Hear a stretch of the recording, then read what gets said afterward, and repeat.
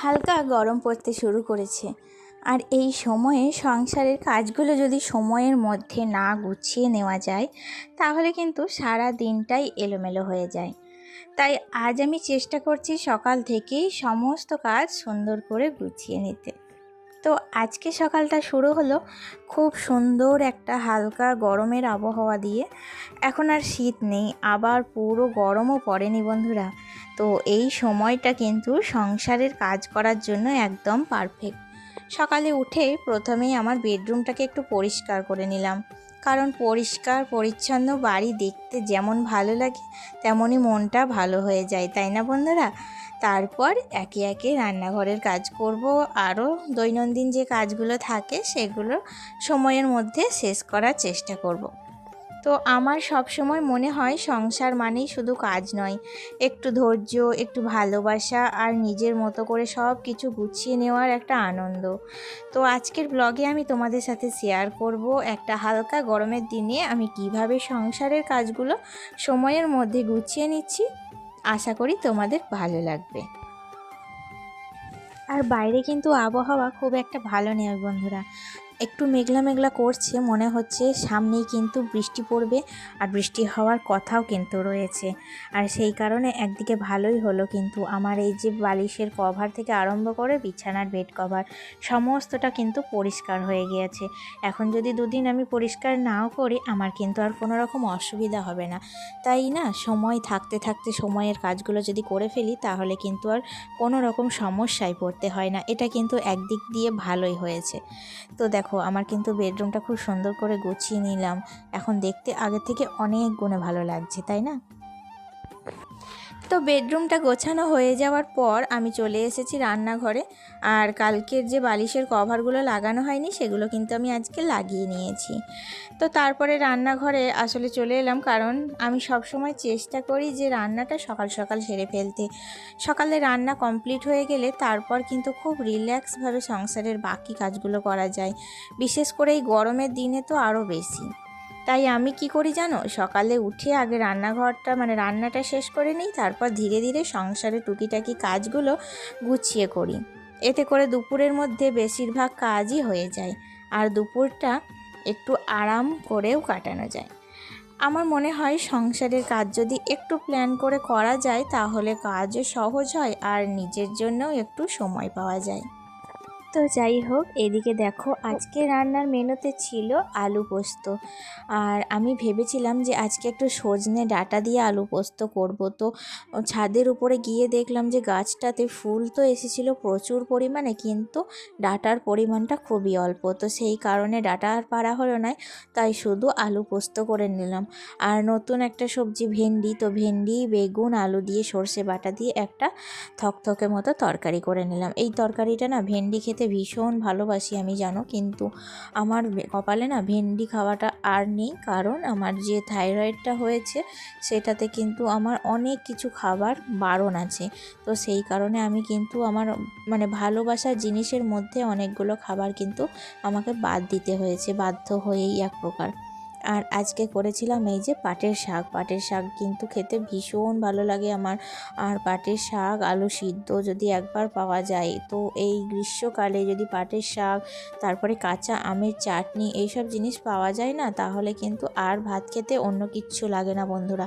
খুব স্মুথলি কিন্তু ভাত খাওয়া হয়ে যায়। তো সকালবেলাতেই এসেছিলো পাটের শাক, তো আমার তো ভীষণ পছন্দ, তাই কিন্তু আমি দেখা মাত্রই 2 আঁটি শাক কিনে রেখেছিলাম। তো 1 আঁটি আজকে করলাম আর বাকিটা কালকের জন্য ফ্রিজের মধ্যে তুলে রেখে দিয়েছি। জানো তো, আমার না কয়েকদিন ধরেই একটা বিষয় নিয়ে খুব চিন্তা হচ্ছে, কারণ বাবু এখন নতুন ক্লাসে উঠেছে আর ওদের পড়াশোনার চাপটাও ধীরে ধীরে বেড়ে যাচ্ছে। তো স্কুলের পড়া আবার প্রাইভেটের পড়া সব মিলিয়ে বাচ্চাদের ওপর কিন্তু অনেকটাই চাপ পড়ে যাচ্ছে। আর রিসেন্টলি আমাদের এখানেই একটা ঘটনা ঘটেছে। একটা ছোট্ট ছেলে পড়াশোনা করতে করতে হঠাৎ খুব অসুস্থ হয়ে পড়ে। তো ঠিক কী কারণে হয়েছে সেটা তো আমরা জানি না, কিন্তু ডাক্তাররা বিভিন্ন টেস্ট করতে বলেছে। তো তখন থেকেই বিষয়টা নিয়ে আমি একটু চিন্তায় আছি, কারণ বাচ্চাদের ওপর যদি খুব বেশি চাপ পড়ে তাহলে ওদের শরীর আর মন দুটোর ওপরেই প্রভাব পড়তে পারে। তাই আমি এখন একটা জিনিস মেনে চলার চেষ্টা করি, যতটুকু পড়া ওর করার ইচ্ছা থাকে মন দিয়ে করে, আর বাকি সময়টা যেন নিজের মতো খেলাধুলা করে আনন্দে কাটায়। আসলে বাচ্চা মানুষ তো সব সময় যদি একটা চাপের মধ্যে প্রেশারের মধ্যে থাকে তো ওদেরও কিন্তু ভালো লাগবে না। আর আমাদের পাড়াটা এমনই একটা পাড়া হয়েছে যে এখানে ওর বয়সী কোনো ছেলেপিলে নেই যাদের সাথে ও খেলতে পারে, একটু আনন্দ করে ঘুরতে পারে। তো সেই যদি সমবয়সী কোনো বন্ধু বান্ধব পাড়াতে যদি না থাকে তাহলে একটা বাচ্চা ছেলের যে সময় কাটানো কতটা কষ্টের বলো তো। কিন্তু কি করবে, আমাদের বড় মানুষদের সাথে খেলে তো ওদের মন পোষায় না। তো যতটুকু ফাঁকা টাইম একটু মোবাইল দেখলো কিংবা একটু টিভিতে কার্টুন দেখে, এরকম করেই ওকে সময়টা কাটাতে হয়। কিংবা ওর বাবা যখন সময় পায় তো ওর বাবার সাথে একটু খেলাধুলা করে, এই আর কি। তো এভাবেই কিন্তু ও দিনটা কাটাচ্ছে। তো যাই হোক, তাই জন্য কিন্তু আমি আর ওকে নতুন করে কোনো প্রেশার দিই না, যেভাবে কাটাচ্ছে কাটাক, বাচ্চা ছেলে এভাবেই কিন্তু ওর শৈশবটা কাটছে। যাই হোক, তোমাদের সাথে কথা বলতে বলতে আমার কিন্তু প্রায় সব কাজ অলমোস্ট কমপ্লিট হয়ে গেছে। বাড়িঘরটা পরিষ্কার পরিচ্ছন্ন করে নিলাম দেখতেই পেলে। আর আজকে একটু সার্ফ নিয়েছিলাম, একটু ডিটারজেন্ট নিয়ে পুরো বাড়িঘর একদম পরিষ্কার করে ন্যাতা দিয়ে মুছে নিয়েছি। দেখবে স্ট্যান্ডে স্টিকে করে যখন ঘর মুছি না, তার থেকে যখন হাতে করে যখন আমরা ঘর বারান্দাগুলো মুছি তখন মনে হয় একটু বেশি কিন্তু পরিষ্কার বা একটু বেশি কিন্তু চকচক করছে বাড়িঘরগুলো। এই যে হাতে করে মোছার কিন্তু একটা আলাদা রকম বাড়িঘরের পরিষ্কার পরিচ্ছন্ন হয় আর কি। তো আজকে আমি হাতে করে সমস্তটা কমপ্লিট করে মুছে নিয়েছি। আর তারপরে যে রান্নার বাসনগুলো ছিল সেগুলো ভিজিয়ে রেখে দিয়েছিলাম, আর সেগুলোও এখন ধুয়ে মেজে তারপর রান্নাঘরে গুছিয়ে রাখছি আর কি। তো এখন আমি সরাসরি জল তুলবো, কারণ কি বলতো, যদি আগে থেকে জলটা তুলে না রাখি তো হঠাৎ করেই কারেন্ট চলে যায়, তখন কিন্তু খুব সমস্যায় পড়তে হয়। তাই এই কাজটা আমি আগে করে নেওয়াই ভালো। তো আমাদের মোটামুটি 3 বার ডাইরেক্ট চালাতে হয় জানো। তো এত জল খরচা হয় না কি বলবো। তো আমার হাজবেন্ড যদি একবার বাথরুমে ঢুকে যায় তাহলে প্রচুর পরিমাণে জল খরচা করে। তো সেই কারণে সব সময় কিন্তু ট্যাঙ্কিতে জলটা মজুত করেই রাখতে হয় এক প্রকার। তো সকালবেলায় একবার চালিয়ে নিই, তারপর কিন্তু খাওয়ার জল, রান্নার জল যেটুকু লাগে সমস্তটা তুলে নিই। তারপর দুপুরে কাজ কাম হওয়ার পর আরও একবার জলটা তুলে রেখে দিই স্টোর করে। তো সেই কাজ কাম করার পর যখন আবার সন্ধ্যের দিকে আরও একবার তুলি। তো এই হচ্ছে 3 বেলা আমাদের জল তোলার একটা রুটিন আর কি। তো তারপর দেখো বেশ কিছু জামা কাপড়ও ছিল আমার হাজবেন্ডের বাসি, সেগুলোও কিন্তু একটু কাচাকাচি করে নেব। আর আসলে সংসারে না হাজার রকমের কাজ থাকে। অনেকেই মনে করে যে রান্না বান্নাটাই বুঝি সংসারে সব থেকে বড় কাজ, আবার কি কাজ আছে, সারাদিন বাড়িতেই তো থাকো, তোমরা কি এমন কাজ করো, এটাই কিন্তু অনেকের মুখের কথা। কিন্তু রান্না ছাড়াও সংসারে কত ছোট ছোট কাজ থাকে সেটা কিন্তু আমরা যারা প্রতিদিন করি তারাই ঠিক বুঝতে পারি। বাইরের মানুষ হয়তো সবটা বুঝতে পারে না, কিন্তু এই ছোট ছোট কাজগুলো মিলিয়েই তো একটা সুন্দর সংসার। কিন্তু আমরা যখন করি আমরা কিন্তু জানি আমাদের সকাল থেকে রাত অবধি আমাদের ঠিক কী কী কাজ করতে হয়, তাই না বন্ধুরা? তো দেখতেই পেলে তোমরা রান্না বান্নার পরে ঠিক কতগুলো কাজ আমাকে করতে হলো। তো এখন কিন্তু আমার প্রায় নিচে তলার সমস্ত কাজ কমপ্লিট, নিচে তলায় একদম টিপটাপ। তো এখন যদি একটা মানুষ আসে তখন কিন্তু বলবে যে হ্যাঁ, নিচে তলায় কিন্তু এত সুন্দর করে গুছিয়ে রেখে দিয়েছি।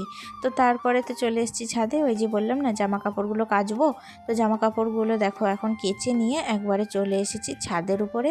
আর ছাদে কিন্তু আজকে বেশ একটা রোদের তাপ নেই জানো তো বন্ধুরা, কারণ ওই যে বললাম মেঘলা মেঘলা করছে। তো সেই কারণেই কিন্তু আজকে খুব একটা তাপ নেই। তো আমার কিন্তু খুব একটা কষ্ট হচ্ছে না, তাই ভেবেছি আজকে একটু আমি অন্য রকম কাজ করব। কি বলো তো, কারণ এই যে আমার একটা শখের ছাদ বাগান আছে, তোমরা অনেকেই জানো। তো সেই ছাদ বাগানে আজকে কিন্তু আমি নতুন দুটো অতিথি নিয়ে এসেছি, দুটো নতুন টব। তো সেই টব দুটোকেই কিন্তু আজকে আমি রিফিল করব, তার জন্য আমি নিয়ে এসেছিলাম 1 বালতি সার মাটি। তো সেই সার মাটির সাথে এমনি এক্সট্রা ঝুরঝুরে যে মাটি একটু মিক্স করে তার মধ্যে আমি কিন্তু একটু সিডস কিছু বিচন আছে, তো অনলাইনে অর্ডার করেছিলাম, সেই বিচনগুলোই কিন্তু এখন ফেলবো আর কি। তো সেই প্রস্তুতি নিচ্ছি। আর তার সাথে আমার কিন্তু আরও এক্সট্রা কয়েকটা কাজ আছে, কারণ আমি ওই বাবার বাড়ি থেকে আসার পর এসে দেখলাম যে প্রচুর পরিমাণে আমার ছাদটা নোংরা হয়ে রয়েছে। আর যে সমস্ত গাছ ধরো সিজন শেষ হয়ে গিয়েছে, তো সেই সমস্ত গাছগুলো কিন্তু মরে শুকিয়ে গিয়েছে। তো সেই সমস্ত গাছগুলোকে কিন্তু আমি একটু কাটিং করে দেবো, তো গোড়াটা রেখে দেবো, কিন্তু ওই যে আগাগুলো একদম ছেঁটে ফেলে দেবো। তো গোড়া থেকে আবার নতুন পাতা নিয়ে কিন্তু নতুন করে ফুল দেবে। তার মধ্যে আমার এই গাছটাকে আমি প্রতি বছর কেটে দিই, আবার প্রতি বছর কিন্তু এই রকমই ঝোপালো হয়ে ওঠে। এটা কিন্তু কি গাছ বলো তো? এটা হচ্ছে নীল অপরাজিতা। অপরাজিতাটা কিন্তু খুবই ভালো গাছ বন্ধুরা, কারণ এত সুন্দর ফুল দেয় বর্ষাকালে। তোমাদের আমি দেখাবো এবছর যে এক গাছ ফুল দেয়, আর কি সুন্দর, মানে হাইব্রিড না কিন্তু এত সুন্দর, মানে থোপা থোপা নীলটা অপরাজিতাটা দেখতেই কিন্তু ভালো লাগে। তো যাই হোক, এদিকে গোড়াটা কিন্তু আমি রেখে দিয়েছি, গোড়াটাকে মারিনি। গোড়া থেকেই প্রতি বছর গাছ হয়, আবার আমাকে ফুল দেয়, আবার আমি পরিষ্কার করে দিই। তো যাই হোক, ছাদটা দেখতে পাচ্ছ এত পরিমাণে নোংরা। আমি কিন্তু আজকে প্রায় 4-5 বালতি মানে এই যে নোংরা আবর্জনাগুলো ফেলে এসেছি, বুঝতেই পারছো। আর এখানটার ড্রেনটাও কিন্তু জাম হয়ে গিয়েছিল, মানে এই যে গাছের ঝোপালোর নিচে ড্রেনটা জাম হয়ে গিয়েছে, কখন বুঝতেই পারিনি। তো সেই কারণে কিন্তু আমার এই দিকটা কিন্তু আর পরিষ্কার করাও হয়নি। তো আজকে একবারে সমস্ত ড্রেন থেকে আরম্ভ করে ছাদটা পরিষ্কার করে দিয়েছি। আর এই দেখো, বিচন কিছুটা আমি অনলাইনে অর্ডার করেছিলাম, সেগুলো একটা টবে ফেললাম। আর গত বছর যেটা লাগিয়েছিলাম, তো সেখান থেকে কিছুটা বিচন আমি সংগ্রহ করে রেখেছিলাম, তো সেটা কিন্তু আলাদা একটা টবে ফেললাম। তারপর একটু ঝুরঝুরে মাটি দিয়ে টবটাকে ভালো করে রেখে কিন্তু জল ছিটিয়ে দিলাম। তো চলো তাহলে বন্ধুরা, আজকের ব্লগটা এখানেই শেষ করছি। দেখা হচ্ছে নেক্সট ব্লগে। আর অবশ্যই ভালো লাগলে কমেন্ট করো, লাইক করো। টাটা, আবার দেখা হচ্ছে।